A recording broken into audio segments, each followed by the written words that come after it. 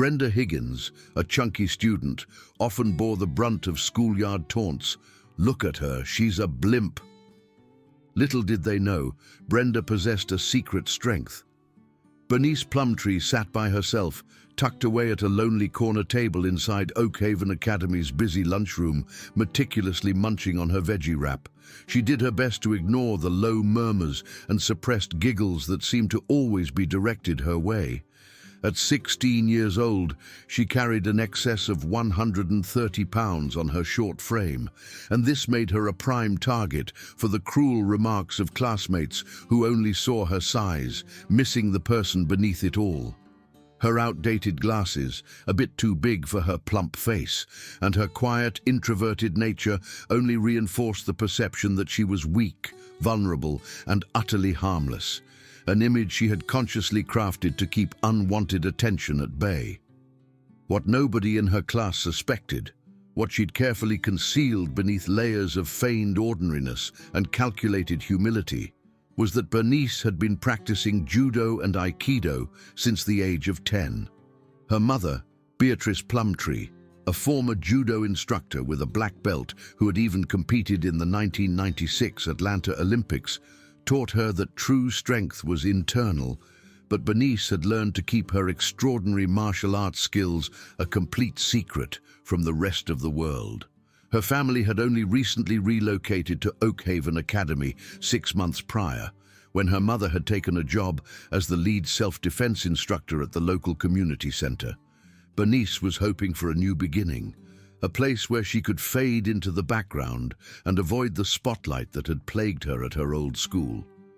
This hope was quickly and brutally crushed on her very first day when Cynthia Cartwright, the school's head cheerleader and the acknowledged queen bee of the social scene, had singled out Bernice as her personal source of amusement. Cynthia was everything Bernice was not.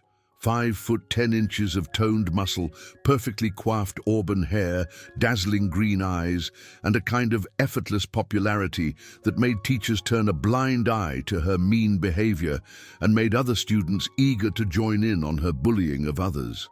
She was always surrounded by her 2 closest friends and most devoted followers, Tabitha Webber, a tall and scrawny volleyball player with a cruel streak a mile long and a screeching laugh, and Geraldine Graham, a short but athletic gymnast who loved showing off her physical abilities almost as much as she enjoyed mocking those she deemed beneath her. "Look at that fat cow shoveling food into her mouth like she's never seen it before," Cynthia's voice echoed across the lunchroom, deliberately loud enough so that half the room could hear and designed to draw maximum attention to Bernice's solitary lunch. "I bet she eats more in one sitting than most people eat in a whole week. It's frankly disgusting to watch." Bernice's jaw tightened ever so slightly, but she kept eating with robotic precision, staring intently at her food, trying to become invisible.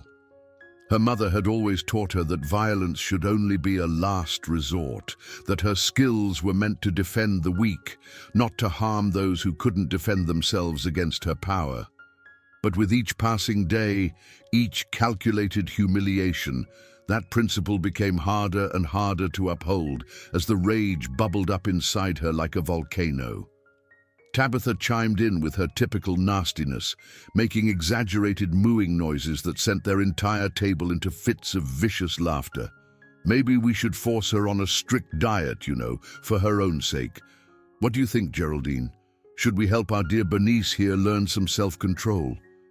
"Oh, I think she absolutely needs to learn some self-control," Geraldine answered, cracking her knuckles with obvious malice. "Maybe we could help her with that.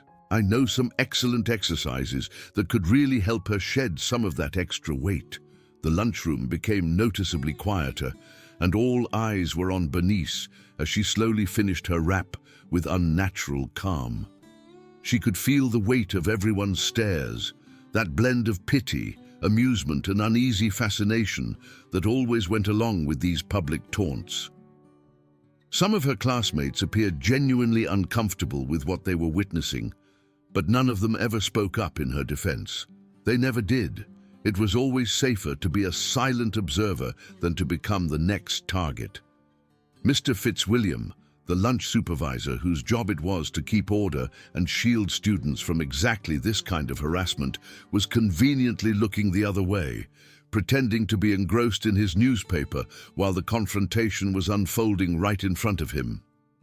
Bernice had learned in her 6 months at Oakhaven Academy that most of the teachers and administrators preferred to avoid dealing with Cynthia Cartwright, whose mother was not only a major contributor to the school's fundraising efforts, but also sat on the school board and had considerable influence over staffing decisions. As Bernice rose to leave, gathering her lunch tray and backpack with slow, measured movements, Cynthia's foot shot out with practiced ease, catching Bernice's ankle and causing her to stumble forward. Bernice's amazing balance, a product of years of intense training that none of them could imagine, allowed her to catch herself before she fell. But Cynthia's face twisted with disappointment that her target hadn't crashed to the floor in a humiliating heap. "Careful there, fatty," Cynthia sneered, her voice dripping with fake concern. "Wouldn't want you to hurt yourself. I mean, falling down could be really dangerous for someone of your ample size." Bernice walked away without a word, her face burning with shame and pent-up anger, but deep down, something was beginning to break. She'd endured 6 months of this persistent abuse, telling herself over and over that it would get better, that if she just ignored them for long enough, they'd eventually lose interest and find some other target. But Cynthia seemed to interpret Bernice's silence and apparent helplessness as encouragement rather than deterrence, escalating her attacks with each passing day. The bullying followed Bernice throughout her daily routine like a dark shadow. In the corridors between classes, Cynthia and her friends would slam her into lockers with jarring force, scattering her books across the floor while other students stepped over them without a second glance. During PE, they'd accidentally trip her during volleyball games, or make sure she was always picked last for teams, leaving her standing alone and humiliated while everyone else was chosen. The worst part wasn't even the physical abuse. It was the constant, relentless humiliation, the way they made absolutely sure that everyone was watching and recording when they targeted her, turning her pain into entertainment for the entire school.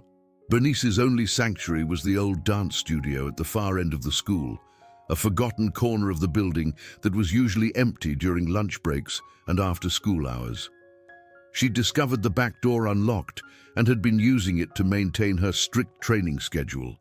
The familiar movements of judo and aikido were the only thing that kept her sane in this hostile environment. In the dance studio, Bernice was completely in her element, transformed from the awkward, victimized, chubby girl into something completely different. She could throw people twice her size without breaking a sweat, perform complex martial arts forms with incredible precision, and demonstrate feats of skill that would have shocked her tormentors into stunned silence. Her strong arms and legs, hidden beneath baggy clothes, were toned from years of dedicated training. But she kept this secret locked away, honoring her mother's teachings about using power responsibly and never revealing her true abilities to anyone. Her mother had been extremely clear about the responsibility that came with her skills. "Bernice, with great skill comes great responsibility. You could severely injure someone without even meaning to. You could put them in the hospital or worse with a single move. That's why you never, ever fight, unless you have absolutely no other choice. And even then, you use only as much force as is absolutely necessary to defend yourself or others. Your abilities are a gift, but they're also a terrible burden." The breaking point came on a chilly Thursday afternoon in late November when the first snowflakes were falling outside the school windows. Bernice had been having a particularly awful day. Cynthia had dumped a whole carton of strawberry yogurt all over her head during lunch, soaking her clothes and hair while the lunchroom roared with laughter.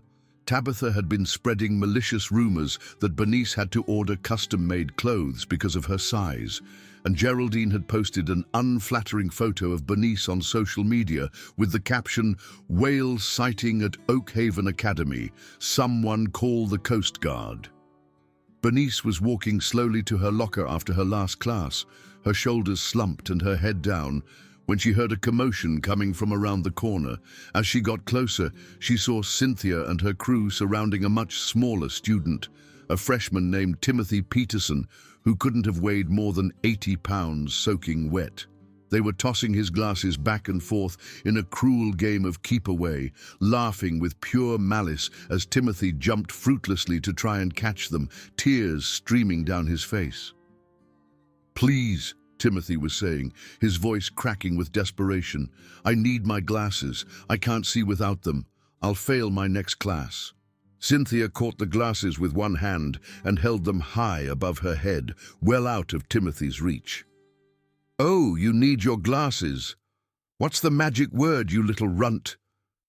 "Please," Timothy repeated, his voice barely audible.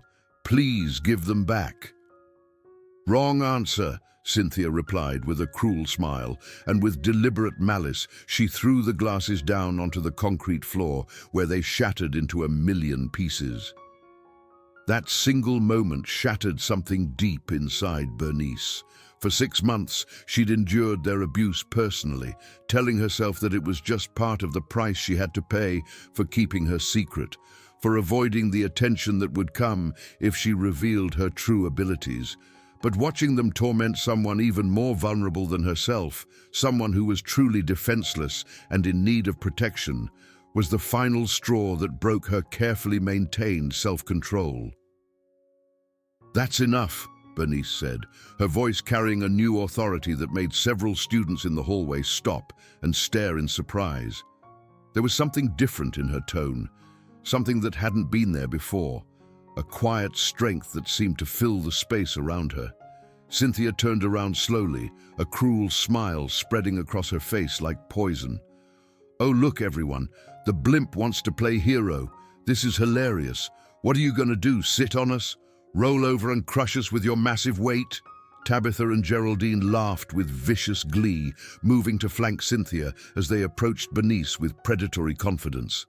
The hallway was quickly filling with students, word spreading through the school like wildfire that something big was about to happen. Everyone pulled out their phones, ready to record what they all assumed would be Bernice's ultimate humiliation, the moment when the fat girl finally got what was coming to her. "Just walk away, lardass," Geraldine said, stretching her muscles and striking a pose to intimidate her target. "This doesn't concern you. Mind your own business before you get hurt." But Bernice didn't walk away. Instead, she stepped forward with deliberate purpose, and for the first time, people began to notice something different about her. Her posture was straighter, her movements more fluid and confident. There was a calmness in her eyes that hadn't been there before, a sense of inner strength that seemed to radiate from her very being. "Give Timothy new glasses," Bernice said quietly, her voice carrying despite its low volume. "And leave him alone. This ends now." Cynthia's smile widened with anticipation. "Make me, fatty. I'd love to see you try." What happened next would be talked about at Oakhaven Academy for years to come, becoming the stuff of legend that would be passed down from class to class. Cynthia threw the first slap, a wild swing aimed directly at Bernice's face with all the force she could muster. But Bernice had been expecting it, had been preparing for this moment for months. She moved her head slightly to the right with fluid grace, letting Cynthia's hand pass harmlessly by her ear, then grabbed Cynthia's wrist in a grip that made the cheerleader gasp in shock and pain.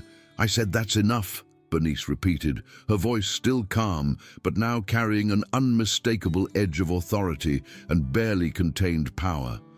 Cynthia tried desperately to pull free, her face contorting with effort and growing panic, but Bernice's grip was like a steel trap that tightened with each movement. Real fear flashed across the cheerleader's face as she realized that she couldn't break loose, that this fat girl she'd been tormenting for months was somehow impossibly strong.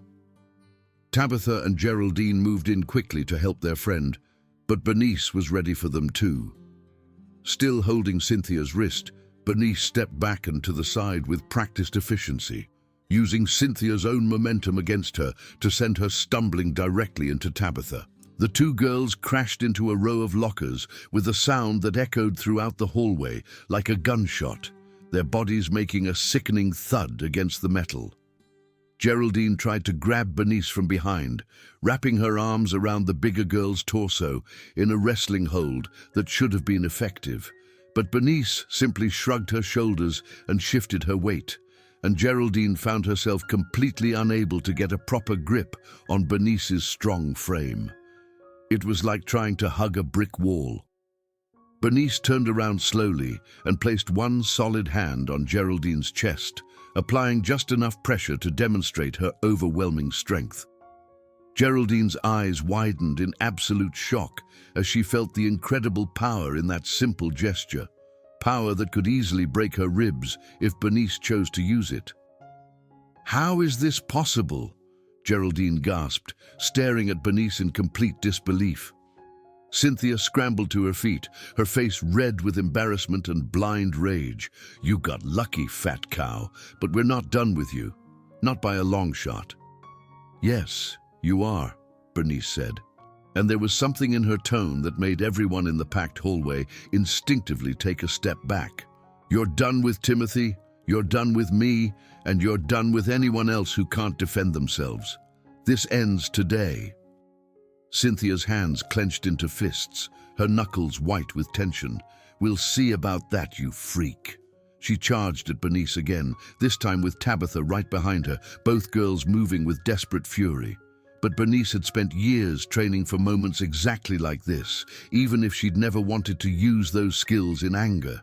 She sidestepped Cynthia's charge with fluid grace and caught Tabitha's arm as the volleyball player swung wildly at her. With a motion that looked almost effortless, Bernice lifted Tabitha completely off the ground and set her down hard on her back, the impact driving the breath from her lungs. The crowd gasped in amazement and growing fear. Tabitha was over 5 feet 10 and weighed nearly 150 pounds, but Bernice had handled her like she weighed nothing at all. Cynthia stared in shock, finally beginning to understand that she'd been catastrophically underestimating her target for months. "That's impossible," Cynthia whispered, her voice barely audible. "No," Bernice said calmly. "It's just training. 6 years of it, every single day." Geraldine, who'd been circling around looking for an opening, tried to tackle Bernice from the side in a desperate wrestling move. But Bernice had noticed her approaching and was completely ready. She caught Geraldine in a bear hug, lifting the muscular gymnast completely off the ground and squeezing just hard enough to make her point crystal clear. Geraldine's feet dangled helplessly in the air as she struggled to breathe, her face turning red with exertion and fear. "I could break your bones without even trying," Bernice said quietly, her voice carrying to every corner of the now silent hallway. "I could put you in the hospital with a single move. Do you understand me?" Geraldine nodded frantically, her eyes wide with terror, and Bernice set her down gently. The gymnast collapsed to her knees, gasping for air and staring up at Bernice with a mixture of newfound respect and primal fear. Cynthia was backing away now, her confidence completely shattered, her face pale with the realization of what she'd unleashed. "This isn't over," she said, but her voice lacked any conviction. "Yes, it is," Bernice replied with absolute finality. She walked over to the broken glasses and carefully collected the pieces, handing them to Timothy. "I'll pay for new ones, Tommy." Timothy nodded eagerly, clutching the broken pieces to his chest like a lifeline. "Thank you," he whispered, his voice filled with gratitude and awe. "Thank you so much." Bernice turned back to Cynthia and her friends, who were slowly picking themselves up off the floor, their bodies bruised and their pride completely destroyed. "I want to make something absolutely clear," she said, her voice carrying to every student in the packed hallway. "I'm not interested in being a bully. I'm not interested in hurting people for the sake of hurting them. But I will not stand by and watch you torment others anymore. Those days are over." She looked directly at Cynthia with eyes that seemed to see straight through her. "You've been picking on me for months because you thought I was weak, but I've been letting you do it, hoping you'd eventually get bored and move on to something else. That was my mistake. I should have stopped this a long time ago." Cynthia's face was pale now, the reality of the situation finally sinking in like a lead weight. You could have fought back this whole time? "I could have put all three of you in the hospital on the very first day," Bernice said matter-of-factly, her voice devoid of boasting or threats. "My mother taught me that skill without control is just violence, that ability without purpose is just destruction. But she also taught me that sometimes you have to stand up for what's right, even when it's difficult." The crowd was murmuring now, phones still recording as students tried to process what they'd just witnessed. Bernice Plumtree, the quiet fat girl they'd all ignored, mocked or pitied, had just completely dismantled three of the school's most feared bullies without even breaking a sweat. "How?" Tabitha asked, still lying on the floor and nursing her bruised ribs. "Judo," Bernice said simply. "Aikido, Olympic-level coaching from my mother. 6 years of dedicated training, every single day without exception. Turns out all that weight you've been making fun of, some of it is muscle that you never bothered to notice." She looked around at the crowd of students, many of whom were staring at her with new eyes. "I know some of you have been laughing at Cynthia's jokes, spreading her rumors, recording videos when she humiliated me. That's your choice, and I don't blame you for it. But it stops now. All of it stops now." Mr. Fitzwilliam finally appeared, pushing through the crowd with a stern expression and looking around at the scene with confusion. "What's going on here? Why is everyone gathered around?" "Nothing, Mr. Fitzwilliam," Bernice said politely, her voice respectful and calm. "Just a misunderstanding that's been cleared up." Cynthia opened her mouth to speak, but Geraldine grabbed her arm and shook her head vigorously. They all knew that if this went to the principal's office, the video evidence would clearly show them as the aggressors. Bernice had only defended herself and protected Timothy. She hadn't thrown a single punch or made a single threat. "Is that right, Cynthia?" Mr. Fitzwilliam asked, his eyes narrowing with suspicion. Cynthia nodded reluctantly, her voice barely above a whisper. "Yeah, just a misunderstanding." "Good. Then everyone needs to get to where they're supposed to be. Move along." As the crowd slowly dispersed, Cynthia approached Bernice cautiously, her earlier arrogance completely gone. "Look, I didn't know." "You didn't know because you didn't want to know," Bernice replied, her voice steady but not unkind. "You saw someone you thought was weak and decided to make my life miserable for your own entertainment. That says a lot more about you than it does about me." Cynthia's face flushed with genuine shame. "I'm sorry. I really am. I never meant for it to go this far." Bernice studied her for a long moment, seeing something in the cheerleader's eyes that might have been genuine remorse. "Prove it, not with words, but with actions. There are a lot of kids in this school who get picked on every day. You could use your influence to protect them instead of targeting them." Cynthia nodded slowly, her voice sincere. "I will. I promise you I will." Over the following weeks, the entire dynamic at Oakhaven Academy shifted dramatically. Cynthia, true to her word, began using her considerable social influence to protect rather than persecute. When she saw underclassmen being harassed, she intervened decisively. When Tabitha and Geraldine started to revert to their old cruel habits, she shut them down immediately and completely. Bernice found herself in a strange new position that she'd never expected or wanted. Students who had ignored her for months now greeted her respectfully in the hallways. Some asked about her training regimen, others simply wanted to be associated with the legend of the day she'd taken down the school's biggest bullies. Teachers who had previously overlooked her now acknowledged her with nods of respect. But perhaps the most significant change was in Bernice herself. She no longer hunched her shoulders when she walked through the halls, no longer avoided eye contact with her classmates. She'd found her voice and wasn't afraid to use it when necessary. The dance studio became her official training space, with the PE teacher's enthusiastic permission. She started an after-school self-defense program, teaching other students proper technique and helping them build confidence along with skill. Timothy Peterson was her first and most dedicated student, and watching the shy freshman grow stronger, both physically and mentally, gave Bernice more satisfaction than any personal victory ever could. 3 months after the confrontation that changed everything, Cynthia approached Bernice in the cafeteria. The cheerleader looked nervous, fidgeting with her lunch tray like a freshman on her first day. "Can I sit here?" Cynthia asked, her voice uncertain. Bernice gestured to the empty chair across from her. "It's a free country."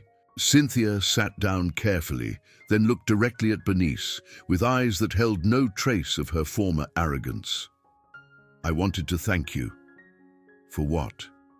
"For not destroying me when you easily could have. For giving me a chance to be better than I was." Bernice nodded slowly, her expression thoughtful. Everyone deserves a chance to be better, even bullies, especially bullies. "I'm applying to colleges now," Cynthia said, her voice gaining strength. "Writing essays about real leadership and standing up for others. I never would have understood what that actually meant if you hadn't shown me." "Good for you," Bernice said, and she genuinely meant it. Cynthia stood to leave, then paused at the edge of the table. "You know, I always wondered why you never fought back before. I thought maybe you were just scared." Bernice smiled, an expression that transformed her entire face. "Sometimes the strongest thing you can do is choose not to fight. But sometimes you have to fight for something bigger than yourself." As Cynthia walked away, Bernice reflected on the incredible journey that had brought her to this point. She'd learned that true strength wasn't about how many people you could intimidate. It was about knowing when to hold back and when to step forward, when to endure and when to act, when to show mercy and when to show power. The shy, overweight kid who'd walked into Oakhaven Academy 7 months ago was still there, but she'd evolved into something more, a young woman who understood that power without compassion was meaningless, but that compassion without the ability to act was sometimes not enough to protect those who needed protection. Bernice Plumtree had found her balance, and in doing so had changed not just her own life, but the lives of everyone around her. The bullies had learned that their victims might be far stronger than they appeared. The bystanders had learned that silence was complicity, and Bernice had learned that sometimes the best way to handle a bully was to show them what real strength looked like. The story of the day Bernice Plumtree fought back became legend at Oakhaven Academy, but more importantly, it became a lesson, one that would be remembered and retold long after the students graduated and moved on to their adult lives, carrying with them the knowledge that true strength comes not from the ability to hurt others, but from the wisdom to know when that ability must be used to protect those who cannot protect themselves.